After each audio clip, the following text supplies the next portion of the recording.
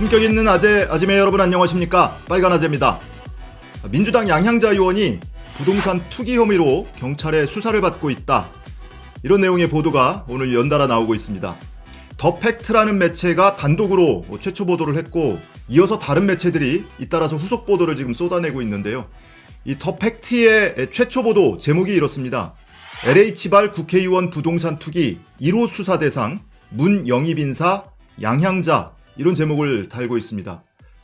굳이 여기에 문 대통령 영입 인사라는 것을 따옴표까지 쳐가면서 이렇게 강조를 하고 있습니다. 이 제목에서부터 의도가 좀 드러나죠.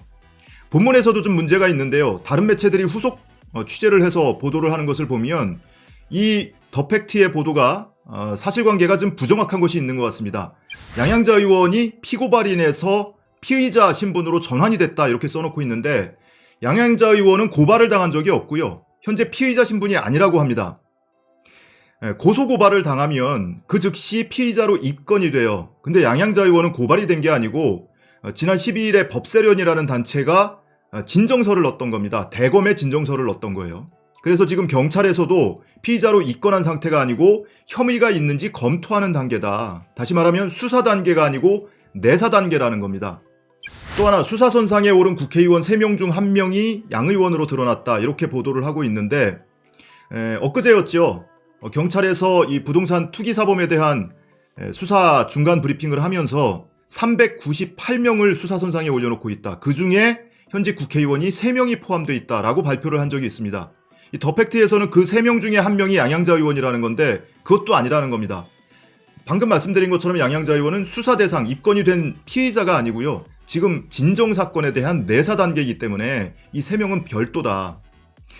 국회의원 3명이 포함되어 있다라는 보도가 나오면서 많은 분들이 기사에 댓글도 달고 커뮤니티에 글을 공유하면서 이거 분명히 민주당 의원들 아닐 거다. 국민의힘 의원들이니까 지금 실명 보도가 안 나오는 것 아니냐.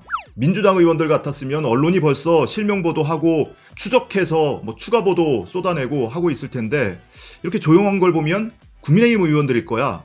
이런 내용의 의혹을 제기한 바가 있습니다. 근데 실제로 실명 보도가 거의 안 나왔어요. 오늘에서야 CBS 노컷 뉴스가 조금 전에 실명으로 처음 보도를 했는데요. 4명을 보도를 했습니다. 경찰이 발표한 건 3명이었는데 1명이 늘어났어요. 물론 여기에 양향자 의원이 포함된 건 아니고 그 4명 중에 3명이 국민의힘 그리고 1명이 민주당 의원이라는 겁니다.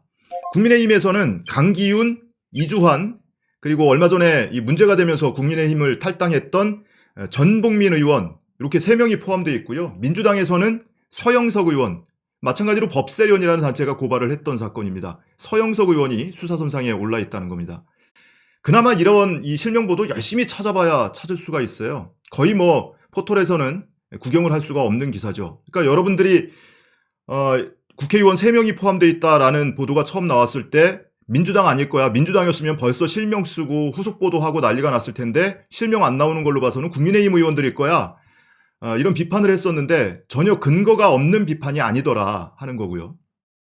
그리고 이렇게 차별적인 보도를 하는 이 단적인 사례를 더 브리핑의 고일석 기자가 오늘 찾아내서 본인의 SNS에 글을 올렸는데요. 기레기 여러분들이 2년 전에 한 짓입니다라는 글을 통해서 여야 의원들에 대해서 그리고 정파적으로 어떻게 언론이 차별적으로 보도를 하는지를 극명하게 드러내는 사례를 적어놨습니다. 2019년 3월 28일에서 29일 이틀 동안, 그러니까 꼭 2년 전입니다. 2년 전에 무슨 일이 있었냐면 김의겸 의원이 당시 청와대 대변인일 때죠. 그런데 부동산 투기 의혹이 일었어요. 재개발 지구에 상가 건물을 매입했다 이런 의혹이 일면서 하루 만에 바로 다음날 사퇴를 했습니다. 그래서 언론이 더 쓰고 싶어도 바로 사퇴를 했기 때문에 이내 수면 아래로 가라앉았고 28일, 29일 사퇴한 29일까지 딱 이틀 동안 기사를 쏟아냈는데 11개 주요 일간지를 분석을 해봤더니 40건의 보도가 있었다는 겁니다. 그나마도 여야 간에 공방을 주고받는 이런 전원식 보도 그리고 당사자가 해명하는 해명 보도 그러니까 쉽게 얘기하면 받아 적어서 보도하는 것 말고 언론사 기자들이 직접 발로 뛰어서 발굴해서 보도한 것만 40건이더라. 그 리스트를 여러분께 지금 한번 보여드릴게요. 조선일보가 가장 많습니다. 8건. 청와대 대변인 흑석동 재개발 지역 작년 16억 빚내 25억 건물 샀다. 청와대 투기대책 쏟아낼 때 대변인은 재개발 올인. 김의겸 흑석동 상가 건물 아파트 2채 플러스 상가 배정 가능한 급매물. 청와대 실세 대변인의 대담한 투기 위선자 정권의 본 모습. 김의겸의 쪽집게 투자 흑석동 건물로 최소 10억 번셈. 김의겸 청와대 대변인에게 건물 판 가족의 탄식. 재개발 조합 측 김의겸 아파트 몇 채 가질지 이미 결정했다는데 김의겸 상가 매입 논란 와중에 청와대 비우고 휴가 갔다. 다음 경향신문.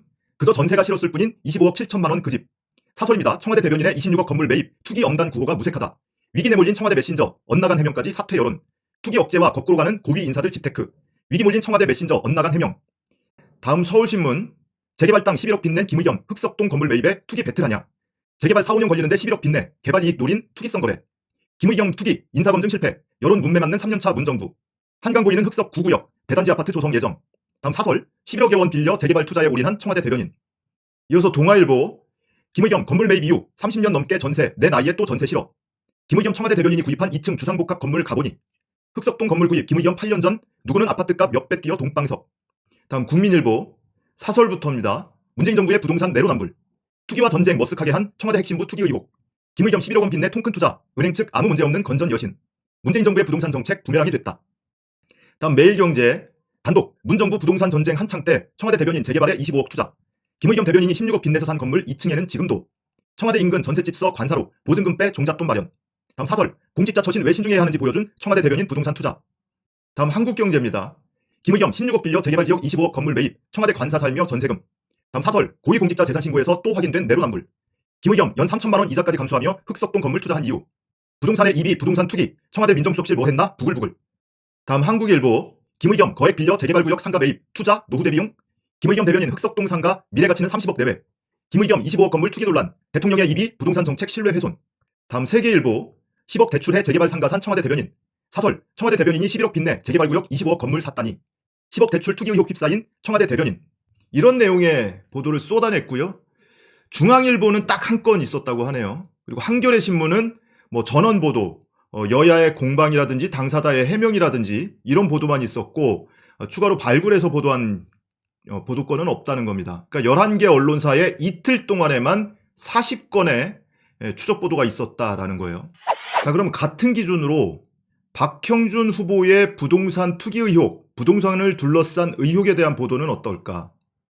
고일석 기자가 지난 15일부터 오늘까지 12일 동안의 보도를 분석을 했다고 합니다. 그러면 과거에 김의겸 대변인의 경우에는 이틀 동안 40건이 나왔으니까 같은 비중으로 보도를 한다고 치면 12일 동안이면은 240건의 보도가 나오면 어느 정도 기계적 형평이 맞는다고 볼 수 있죠.